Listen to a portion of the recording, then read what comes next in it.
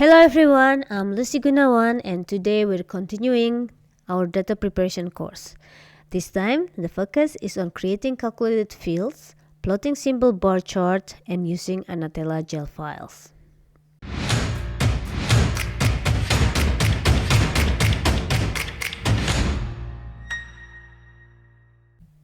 In this tutorial, we'll be working with the TMDB 5000 movie dataset once again.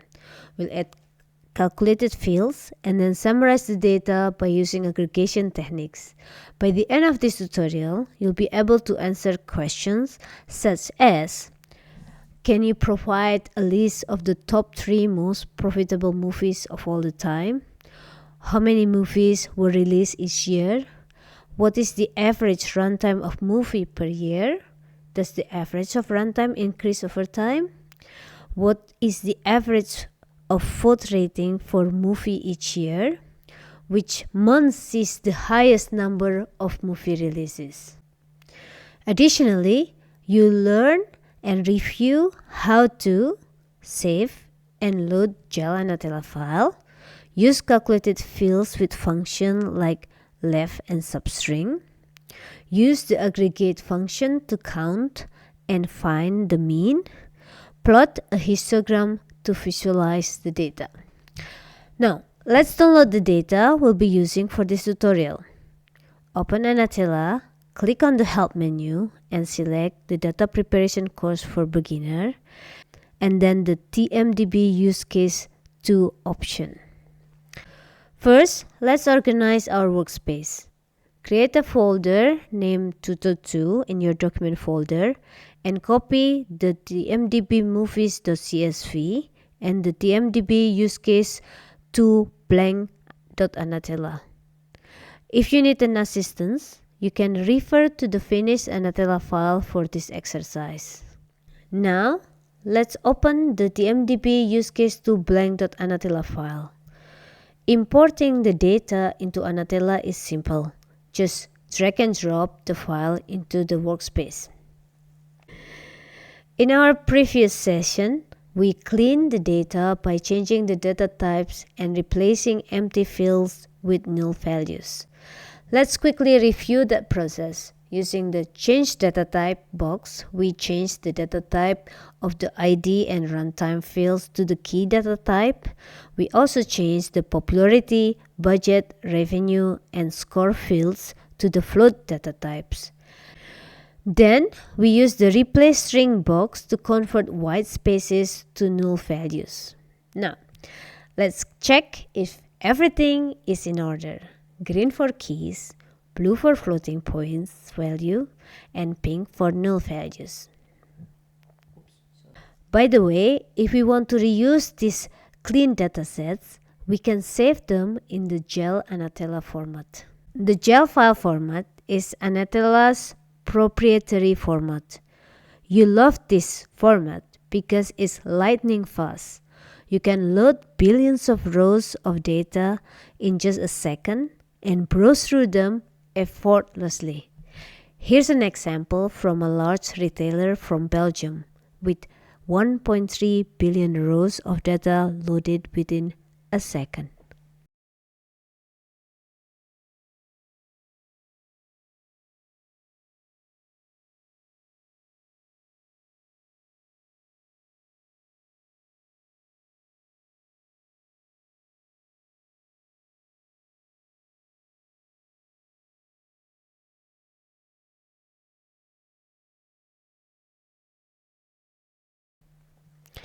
Let's save our progress in the gel format.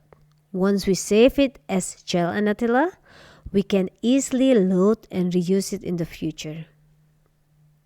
Now, let's move on to answer some of the questions we mentioned earlier. For the first question, can you provide a list of the top 3 most profitable movies of all the time? We don't have the profit field in our dataset. However, we can calculate it by subtracting the budget from the revenue. Let's create a new calculated field using the calculator box. We'll drag and drop the calculator box, create a new variable called profit and input the revenue and budget variables. The formula for profit will be revenue minus budget. Let's check if our new profit field is correctly calculated. One of the great features of Anatella is that you can see the data for each box and transformation, allowing you to trace your steps and understand the changes made at each stage. We'll sort the data by profit in descending order and filter the top 3 movies with the highest profit. According to our calculations, the top 3 most profitable movies of all the time are Avatar, Titanic, and Jurassic World. Now, let's tackle this question. How many movies were released each year? To answer this, we'll use the calculator box again. We'll create a new variable called year by extracting the first 4 characters from the release date. This will give us the year of release. Let's check if our new calculated field is correctly formulated. Oh, the value is NaN, not a number, indicating an error. Let's investigate why this is happening.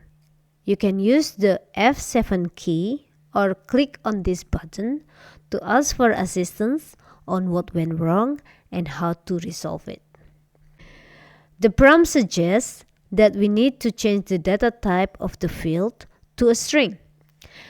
Let's make that adjustment and check the new field. Much better. Next, we'll use the aggregate box. We'll group the data by year and count how many movies are released in each year. Let's sort the results by year. To visualize the data more effectively, let's create a histogram. As we can see from the histogram, movies production started accelerating around 1993, and the highest number of movies were released in 2009.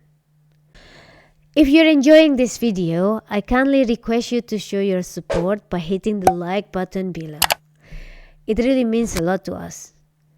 Also, make sure to subscribe to our channel to receive alerts whenever we publish new videos on the fascinating topic of data preparation. Your subscription plays a crucial role in our effort to create valuable content for you. Our ultimate objective is to create a series of videos that will guide you through the complex process of extracting more value and knowledge from your data. So, many thanks in advance for your help in promoting this initiative. Moving on to the third question. What is the average movie runtime per year? Are you curious if the average movie runtime is increasing over time? Let's find out. We'll use the aggregation box once again. This time, we'll group the data by year and calculate the average runtime of movies. Let's sort the results by the year and create a histogram to visualize the trend. Interestingly, it appears that the runtime of movie has a decreasing trend over time. Now, let's explore the fourth question. What is the average vote rating for movies each year?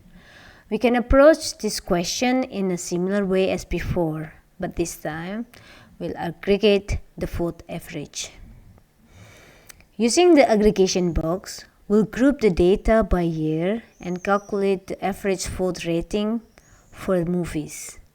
It seems that people have become more reserved with their vote scores over the years. Lastly, let's address the final question. Which month sees the highest number of movie releases? To compute that, we'll create a new calculated field called month using the sub-str function to extract the month from the release date.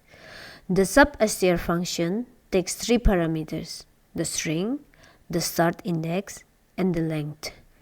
If you need more information on available functions, you can refer to the Help tab for a comprehensive list. Once we have the month data, we'll aggregate it to find the highest number of movies releases per month. It seems lots of movies is released in September. I wonder why. And there we have it.